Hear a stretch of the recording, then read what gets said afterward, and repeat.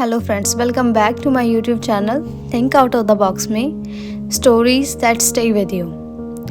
क्या आप लोगों को भी लगता है कि आपके आसपास सिर्फ बेवकूफ़ लोग ही हैं? अरे यार, कोई समझता ही नहीं। किसी को हर बात पे आर्ग्यू करना होता है, किसी को डिसीज़न लेने में 10 साल लग जाते हैं और कोई बिना सोचे समझे कुछ भी बोल देता है ना? अगर हाँ, तो ये वीडियो सिर्फ आपके लिए ही है। सच ये है दोस्तों कि तुम्हारे आसपास बेवकूफ़ लोग नहीं हैं, बस उनकी थोड़ी सेटिंग तुमसे थोड़ी अलग है। और इसी चीज़ को लेकर एक इंटरेस्टिंग कहानी भी है। ऑथर थॉमस एरिक्सन के पास एक बार एक आदमी आया और बोला, थॉमस, मैं तो बहुत स्मार्ट हूँ, पर मेरी प्रॉब्लम ये है कि मैं इडियट से घिरा हुआ हूँ। उस मोमेंट पे थॉमस को लगा, क्या सच में दुनिया इतने बेवकूफ़ लोगों से भरी हुई है, या फिर हम ही उन्हें गलत तरीके से देख रहे हैं। इसी एक थॉट से इंस्पायर होकर उन्होंने सालों तक ऑब्ज़र्व करा कि लोग अलग अलग सिचुएशन में कैसे रिएक्ट करते हैं, और फिर लिखी ये बुक सराउंडेड बाय इडियट्स, जिसमें उन्होंने एक्सप्लेन किया कि लोग 4 पर्सनालिटीज़ में डिवाइड होते हैं और लोग पागल नहीं होते, उनकी थोड़ी पर्सनालिटी हमसे अलग होती है, उनकी सेटिंग अलग होती है। जैसे हर फ़ोन का सिस्टम अलग होता है, किसी में iOS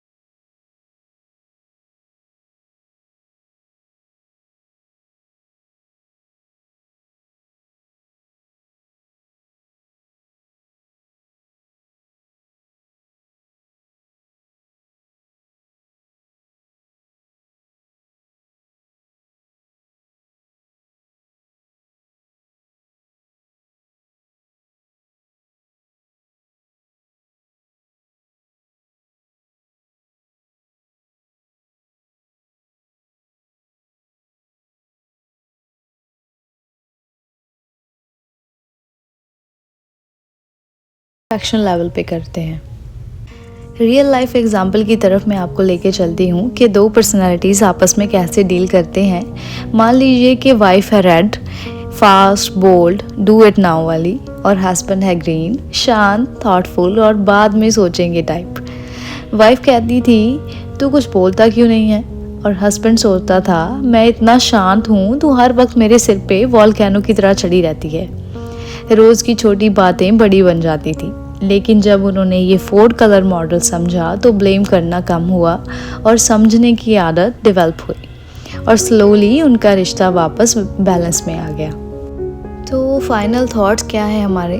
तो अगली बार जब कोई तुमसे अलग बिहेव करे तो ये मत सोचना कि वो इडियट है, सोचना उसका कलर तुमसे अलग है। जब हम ये समझने लगते हैं कि हर कोई हम जैसा नहीं होता, तब मिसअंडरस्टैंडिंग्स अपने आप कम हो जाती हैं। अपना कलर समझो, दूसरों को समझाओ और ज़िंदगी के असली रंग को अप्रिशिएट करना शुरू करो। तो ये थी हमारी आज की book surrounded by idiots by Thomas Erikson. आप में से कितने हैं जिन्होंने ये बुक ऑलरेडी पढ़ ली है? अगर पढ़ ली है तो hit the like button and subscribe my channel. Comment करके बताना आपको ये समरी कैसी लगी, और अगर मुझसे कुछ छूट गया हो तो वो भी बताना, ताकि मैं नेक्स्ट समरी में ध्यान रखूँ। तो मिलते हैं नेक्स्ट वीडियो में। तब तक के लिए हंसते रहिए, खुश रहिए, सीखते रहिए और सिखाते रहिए। Keep learning, keep growing. Thank you for watching. Tata, bye bye.